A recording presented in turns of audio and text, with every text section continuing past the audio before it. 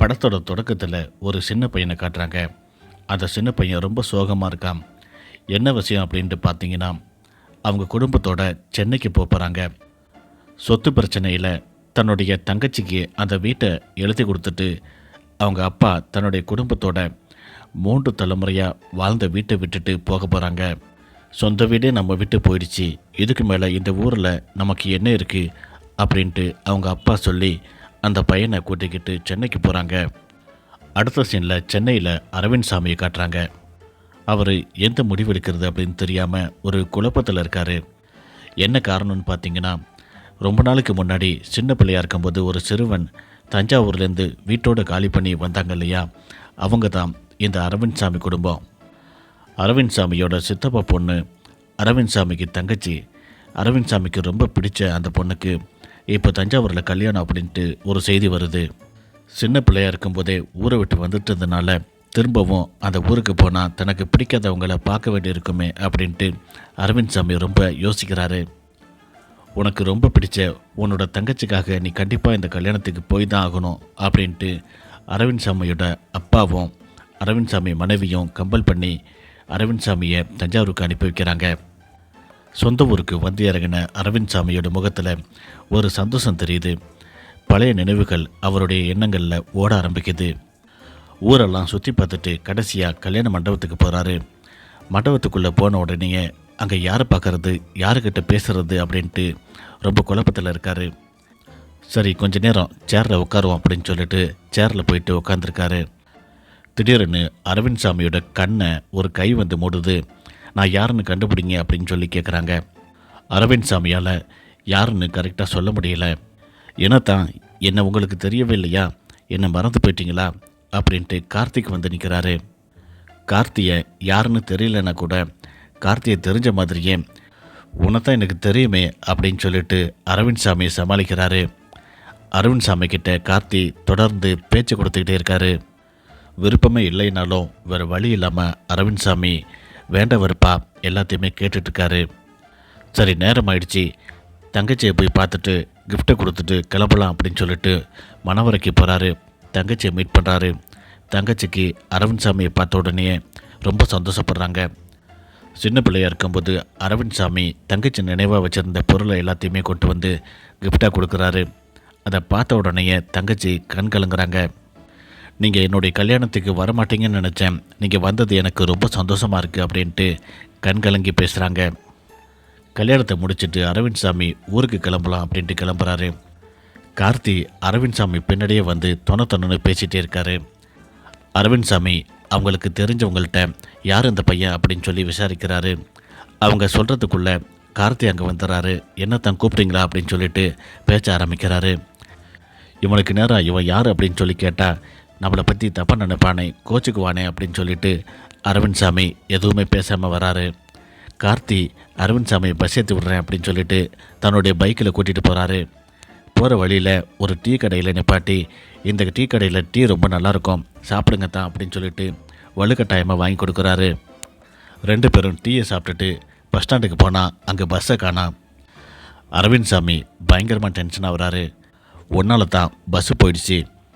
இப்போ நான் உங்ககிட்ட டீ வேணும்னு கேட்டேன்னா நீ எதுக்கு இப்போ டீ கடைக்கு கூட்டிகிட்டு போனேன், அதனால தான் இப்போ பஸ்ஸு போயிடுச்சு, என்ன பண்ணுவேன் அப்படின்னு சொல்லிட்டு ரொம்ப டென்ஷனாக பேசுகிறாரு. நீங்கள் ஒன்றும் கவலைப்படாதீங்க தான், நைட்டு என் கூட என் வீட்டுக்கு வாங்க, வீட்டில் தங்கிட்டு காலையில் உங்களை பஸ்ஸுக்கு அனுப்பி விடுறேன் அப்படின்ட்டு கார்த்திக் கூப்பிட்றாரு. அரவிந்த் சாமி அதெல்லாம் ஒன்றும் வேண்டாம், நான் லாட்ஜில் தங்கிக்கிறேன் அப்படின்னு சொல்லிட்டு ஒரு லாட்ஜுக்கு போகிறாரு. அந்த லாட்ஜில் ரூம் ரொம்ப மோசமாக இருக்குது. இதை பார்த்துட்டு அரவிந்த் சாமி வேறு வழியே இல்லை, இவன் வீட்டில் தான் தங்கணும் அப்படின்னு சொல்லிட்டு கார்த்திக் வீட்டிலையே தங்குறதுக்கு வராரு. கார்த்தி ரொம்ப சந்தோஷமாக தன்னுடைய வீட்டுக்கு கூட்டிகிட்டு போகிறாரு. கார்த்தியோட ஒய்ஃபு அரவிந்த் சாமியை பார்த்த உடனே வாங்க, நான் நல்லா இருக்கீங்களா அப்படின்னு சொல்லிட்டு ரொம்ப உரிமையோடு பேசுகிறாங்க. அரவிந்த் சாமிக்கு கார்த்தியோட ஒய்ஃபையும் பார்த்த மாதிரியே ஞாபகத்துக்கு இல்லை. இருந்தாலும் நம்மளுடைய சொந்தக்காரங்க தான் போல அப்படின்ட்டு நினச்சிக்கிட்டு அந்த வீட்டிலே தங்குறாரு. என் வீட்டுக்கு வந்திருக்கிற அத்தானுக்கு நான் தான் கவனிப்பேன் அப்படின்னு சொல்லிட்டு இறங்கி வேலை செய்கிறாரு கார்த்தி. அரவிந்த் சாமி குளிச்சுட்டு ஃப்ரெஷ்ஷாகி வராரு. அத்தான், நீங்கள் சரக்கு அடிப்பீங்களா அப்படின்ட்டு கார்த்தி கேட்குறாரு. 2 பேருமே சேர்ந்து ஒன்றா உட்காந்து சரக்கு சாப்பிட்றாங்க. 2 பேரும் மனசு விட்டு நிறைய விஷயங்களை பேசிக்கிறாங்க. நீங்கள் சின்ன பிள்ளையா இருக்கும்போது இந்த ஊரை விட்டு போகும்போது ஒரு சைக்கிளை விட்டுட்டு போயிட்டீங்க. அந்த சைக்கிளை தான் நான் ஓட்டிகிட்டு இருக்கிறேன் இப்போது. அந்த சைக்கிளில் தான் எங்கள் அப்பா துணி வியாபாரம் செஞ்சு எங்கள் குடும்பம் ஓரளவுக்கு முன்னேறினுச்சு அப்படின்னா அதுக்கு நீங்கள் விட்டுட்டு போன அந்த சைக்கிளும் ஒரு காரணம் அப்படின்ட்டு கார்த்திக் கண்கலங்கிற மாதிரி சொல்கிறாரு. அது வரைக்கும் வேண்டா வெறுப்போட கார்த்திக்கிட்ட பேசிகிட்டு இருந்த அரவிந்த் சாமி அதுக்கப்புறம் உண்மையான நட்போடு பேச ஆரம்பிக்கிறாரு. கார்த்தி அரவிந்த் சாமி கிட்ட சொல்கிறாரு, என்னோடய ஒய்ஃப் இப்போது கன்சீவாக இருக்கா அப்படின்னு சொல்லிட்டு. இதை கேட்டு அரவிந்த் சாமி சந்தோஷப்படுறாரு.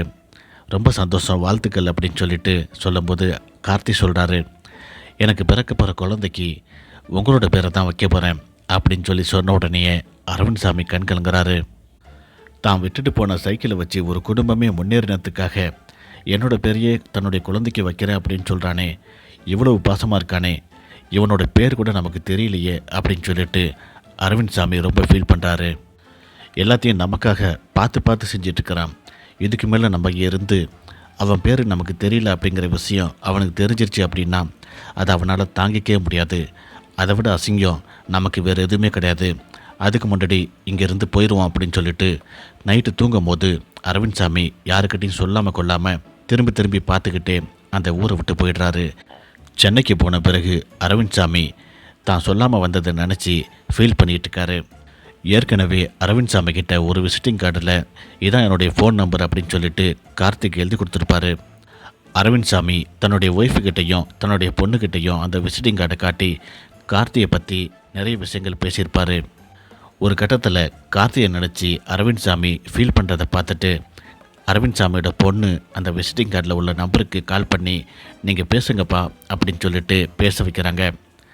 அரவிந்த் சாமி கார்த்திக்கிட்ட பேசவும் நீங்கள் எதுக்கு சொல்லாமல் போயிட்டீங்க அப்படின்னு சொல்லிட்டு கார்த்திக் ரொம்பவே ஃபீல் பண்ணுறாரு.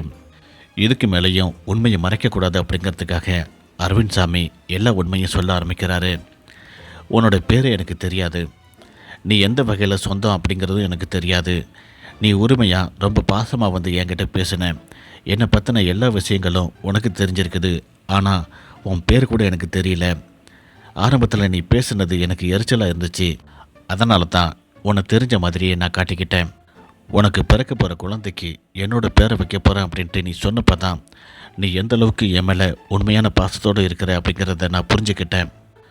அதுக்கப்புறம் உன்னுடைய பேர் என்ன அப்படின்ட்டு உங்ககிட்ட கேட்குறதுக்கு எனக்கு தைரியம் இல்லை. அதுக்காகத்தான் உங்ககிட்ட சொல்லிக்காமல் நான் ஊருக்கு வந்துட்டேன் அப்படின்ட்டு அரவிந்த் சாமி சொல்கிறாரு. இதை கேட்ட கார்த்தி ரொம்பவே ஃபீல் பண்ணுறாரு. என் பேர் கூட தெரியாமல் தான் என் கூட அவ்வளோ தூரம் பேசிட்டு இருந்தீங்களா அப்படின்னு சொல்லிட்டு கண் கலங்குறாரு. இதுக்கு மேலே என்னால் பொறுமையாக இருக்க முடியாது, உன்னோட பேர் என்ன அப்படின்னு சொல்லிட்டு அரவிந்த் சாமி கேட்குறாரு.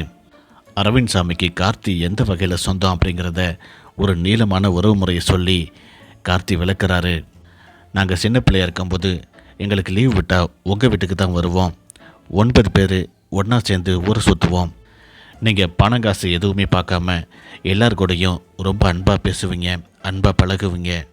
நீங்கள் எல்லாரையும் ஒரு காய்கறி பேரை வச்சு தான் பட்டை பேரோட கூப்பிடுவீங்க. என்ன நீங்கள் பொட்டேட்டோன்னு தான் கூப்பிடுவீங்க அப்படின்ட்டு கார்த்திக் சொல்கிறாரு. இப்போ தான் அரவிந்த் சாமிக்கு எல்லாமே நினைவுக்கு வருது. அரவிந்த் சாமி சொல்கிறாரு, உன் பேர் என்னன்ட்டு எனக்கு தெரியும், நான் ஃபோனில் சொல்ல மாட்டேன், நேரில் வந்து சொல்கிறேன் அப்படின்னு சொல்லிட்டு சென்னையிலேருந்து புறப்பட்டு அரவிந்த் சாமி கார்த்தியை பார்க்கறதுக்கு வராரு. பொட்டேட்டோ கதவை தரடா அப்படின்னு சொல்லிட்டு அரவிந்த் சாமி கதவை தட்டுறாரு. நீங்கள் என்னுடைய உண்மையான பேர் சொல்லுங்கள், அப்போ தான் நான் கதவை திறப்பேன் அப்படின்ட்டு கார்த்திக் சொல்கிறாரு. கதவை தரடா பொட்டேட்டோ மெய்யழகா அப்படின்னு சொல்லிட்டு அரவிந்த் சாமி சொல்கிறாரு. இந்த படத்தில் கார்த்தியோட பேர் மெய்யழகன். மெய்யழகன் அப்படிங்கிற ஒரு டைட்டிலோட இந்த படத்தை முடிக்கிறாங்க.